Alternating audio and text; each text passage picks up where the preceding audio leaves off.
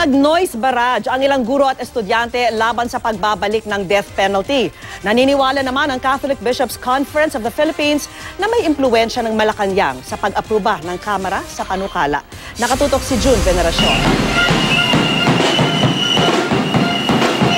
Nag-ingay ang ilang universidad at kolehiyo sa Maynila.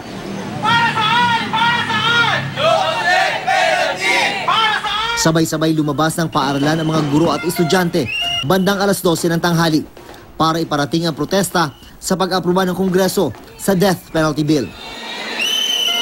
Pati mga dumaraang motorista, hinikayat na mag-ingay. Sana mapigilan ng Senado na huwag ipasa ang death penalty.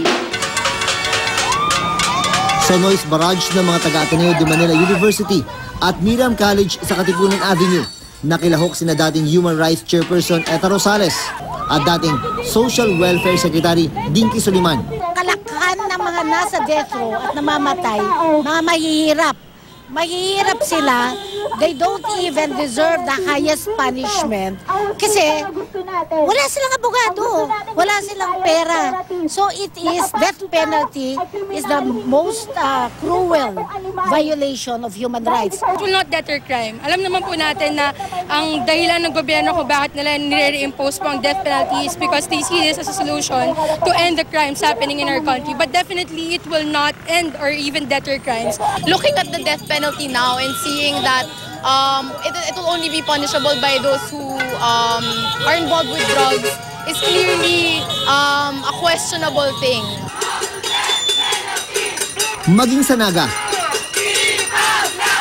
nakalampag ang mga estudyante at faculty ng pangunahing Catholic schools. May pagkilos din sa Zamboanga City. Umaasa ang simbahang Katolika na maririnig sila at maninindigan ang Senado laban sa death penalty bill. Sinusubukan naming kunan ng pahayag ang liderato ng Kamara. Pero nauna nang sinabi ni Justice Committee Chairman Reynaldo Umali, sponsor ng panukala, kailangan maipasa ito dahil ito ang angkop na tugon sa lumalalang kriminalidad at patayan sa bansa. Sabi ng Catholic Bishops' Conference of the Philippines, malinaw na may impluwensya ng Malacanang, kaya lumusod sa Kongreso ang panukalang batas na magbabalik sa parusang kamatayan. Kung totoong konsensya lang ang pinairal ng mga kongresista, hindi raw sana umusad ang panukalang batas dahil wala raw konsensya na magsasabing okay lang ang pumatay. Klaradong-klarado na ito ay may basbas ng Malacanang.